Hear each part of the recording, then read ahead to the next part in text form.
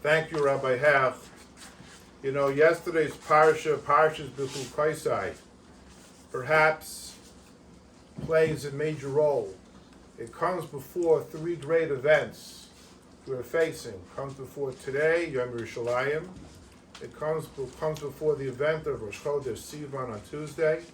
And it comes before the event of Shavuos, which is observed on the calendar next week, Matisyahu and Sunday, Chos Monday also. The Parsha B'chu Kosai is very important because the first Kabbalah Torah that happened by Har Sinai, Moshe Rabbeinu broke the Luchos. The Parsha B'chu Kosai that contains the Bracha V'Klolos, the blessings and its opposites, is perhaps a second Kabbalah Torah, where Moshe Rabbeinu advised the Jewish people that their bond as a nation with Hashem will never be broken, and God Baruch Hu will never forsake the Jewish people. The Jewish people were frightened because by Nasa v'Nishma, the Malachei Hashares, the angels came down to every Jew and gave them two crowns, one for Nasa, one for Nishma.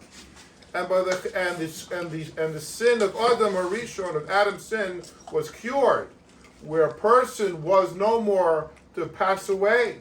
People became immortal. Life was supposed to be bliss. They're supposed to enter Eretz Yisrael immediately, but for the sin of the Chet HaEgel.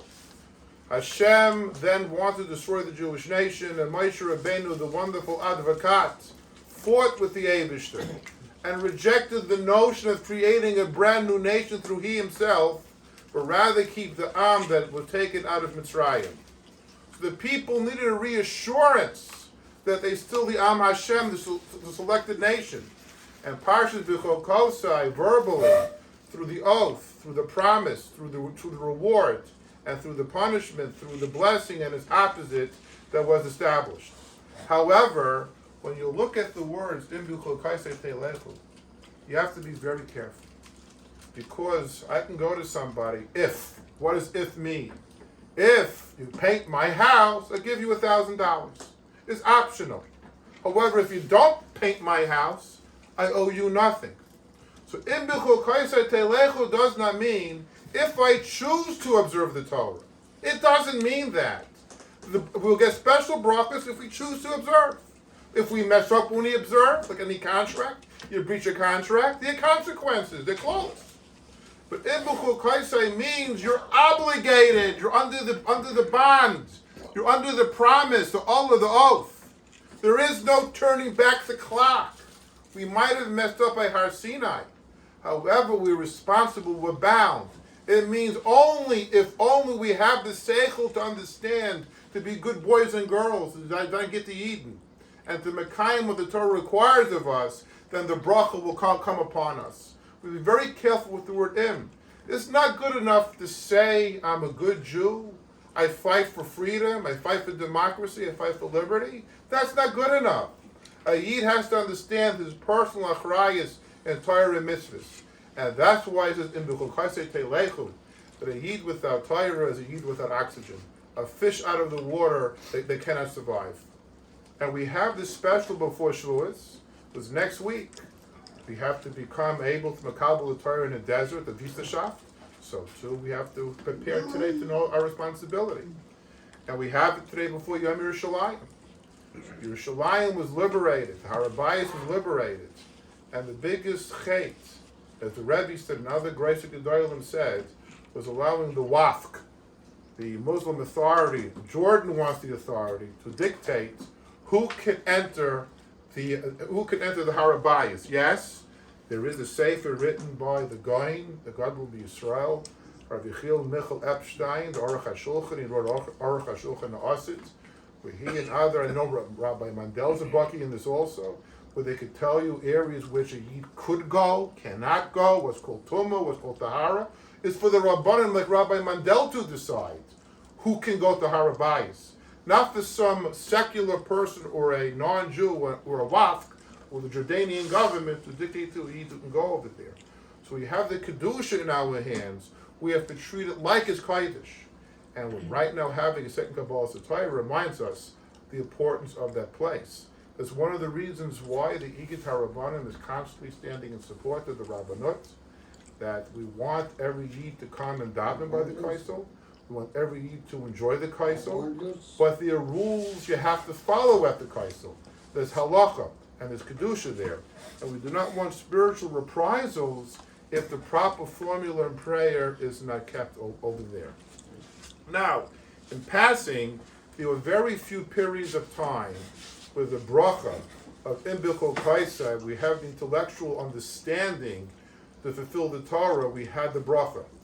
One period of time was when Shlomo Tzion HaMalka ruled, and Shimon ben Shetach, the great Shimon ben Shetach, the head of Sanhedrin, was around, and they would reign when? On Friday nights. Why Friday night? Because Friday night the Yidden come together, the prophet see the Shabbos, there's no stupidity going on, there's Shalom Aleichem, there's candle, there's miras, there's Torah, so the family's around, it could rain outside. It's a good time to rain. But Wednesday nights, when the mazikim would come, it would rain on Wednesday nights to chase all of these mazikim away. And what happened? Wheat, barley, and all type of growth was as large as kidneys, as large as a dinar, as large as an olive. A bracha came. And when the Torah says, when the silos were full of all of the old produce, and the Jewish farmer did not feel comfortable taking the old produce out because it was so elegant, so beautiful, that was the bracha. But unfortunately, that not always lasts. And one good example is when Yoshiyahu was Melech, and he was the king of Judea. There was a war between Paro Nachor and between Karkemish Melech Ashur. And as Jews, we have a rule: we stay out of machlokes and of the Umas Oilam. When the nations of the world fight, we stay out of it. I know we have right now the war in Ukraine. I remember I heard this from Alta Yidin, by the Igud, and one of them said that in Ukraine, after World War I, they had a Jewish symbol on the Ukrainian flag when they tried to make freedom from the Russians or the Polish. It didn't work. For 6 or 8 months, it was a free, independent Ukraine. And one of the languages, official languages of this area from Galicia, Poland, Ukraine, was Yiddish. See, Rav Mandel? Even the Polak and Ukrainian recognized Yid is read in Yiddish. And they had it as official sprach written down as the Ukrainian language. But getting back here, Yoshiyahu was Melech of Yehuda. He sent around to every house in Judea, Yehuda and Shomron sent to every house, 2 special palace guards. And the job of the palace guard was to make sure that every house did not have a Avodah Zarah in it. However, they played a trick on the guards, or there was a corrupt plan going on where the guards should not see what they're not supposed to see.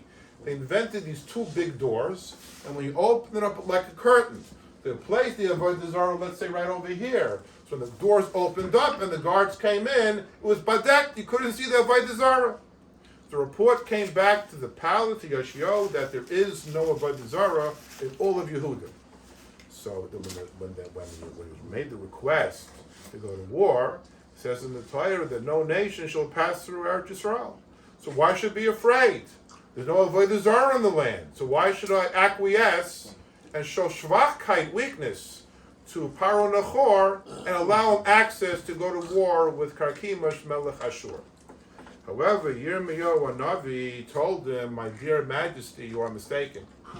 If you will not be successful, because there is a Avodah Zarah in the land. Impossible. I'm telling you that there is, and that your reports are erroneous. Your field reports are erroneous. But Yoshiyahu said, my dear prophet, the Paro Nachor said he's relying upon his getchke, his idol, to be successful. And he's also threatening me that if I fail to acquiesce to his demand to pass through Eretz Yisrael, wants to be neutral in this, his God will deliver Judea, who's being an obstacle. So, and especially since he evokes the Shem of Avodah Zarah, we'll definitely be successful. But Jeremiah told him, my Majesty, you're making a mistake. There is a Avodah Zarah in the land, and we are not in a position right now to invoke special zechusim. So what happened? He ignored the advice of Yirmiyahu. He galvanized the Israeli army, the chariots. He put royal chariots. They went to the border of Egypt. He was sure of a success. Unfortunately, it was a terrible defeat. and Yoshio was sieged by a sword, set 300 spots, sieged 300 times by daggers and swords. He was taken back to the palace. He said, I've sinned. I should have hearkened to the advice of Yirmiyahu. I was wrong. And Nebuch was nifter. So the point is, the Torah says, that to prepare for a Kabbalah Torah, it's not an option. If you want, you get rewarded. If you want, you get taken care of. But if you want, voluntarily, you breach a contract, then there's a punishment, then there's a klola, then there's consequences. It doesn't mean that. It means you are only if you have the seichel to get involved properly.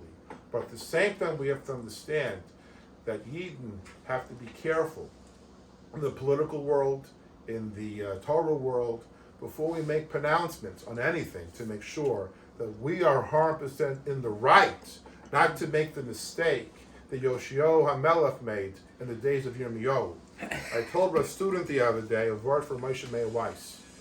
That Moshe Meir Weiss said, "My nafkamina between the Kanoim in the days of Pinchas and with Cosby and today's Heintika Kanoim. By the days of Pinchas, he found the cause. He found the problem with Bilam's bad advice with the bar. He found bad advice with Zima. He found bad advice. So Pinchas, Jews don't carry daggers. He has to find the spear to be a kanoi. In today's world, sometimes people walk around all too often carrying a spear, looking for a cause. And if we want to be successful as a Rabbinical organization, we want to be successful as Askanim and as individual Yechidim, we have to remember our responsibility in the Chok Haisai, but we have to perfect ourselves. And then we have to make sure we have our house in order before we start doing anything. We have to focus on Havas Yisrael, understanding each other. As Rabbi Blank would always say, we have to focus on Achdus. And this is why I'm so happy this morning to have the Rosh Chodesh Seudah by Rabbi Klass's base medrash. Rabbi Klass is an Ish Shalom. He's a man that seeks to make peace, to bring every cry of Klal Yisrael into the Igud HaRabbonim. If there's ever a discussion, he will say that we cover all bases before we do something. He believes in diversity of rabbinic voices from different schools of thought. The only requirement is that you have to be an authentic Orthodox belief from the big tent of Orthodoxy. Whether from tells to bells you call it, from Yeshiva University to Torah V'das, as long as you're a Talmud Chacham, you have a seat by the Igud, we want your participation. Without any further ado, I'm going to call upon our great Presidium Chairman, Rav Yaakov Klass, who will address us, and I'll say a special Vartar L'Zeich Nishmas, his illustrious father, Anshel Ben Moshe Feivel. We have to remember these are special Yidden. We sit here today, and we sit with hats and bard, and we daven, and sisters and the rice, and that didn't happen in America as an automatic thing. It was the Jews, Rabbi Klass's father's day, Anshel, who had to fight. There were the Jews that went to the Shem Shabbos in Borough Park, which other Zayder, Simcha Kirshner was a founder of, had to fight. And these are the people that make Orthodoxy fashionable today. But the trick is we are the baton bearers, and we've taken their Mesiras Nefesh to the next level. And that's the only way to secure vibrant Yiddishkeit. For the delay of class, please.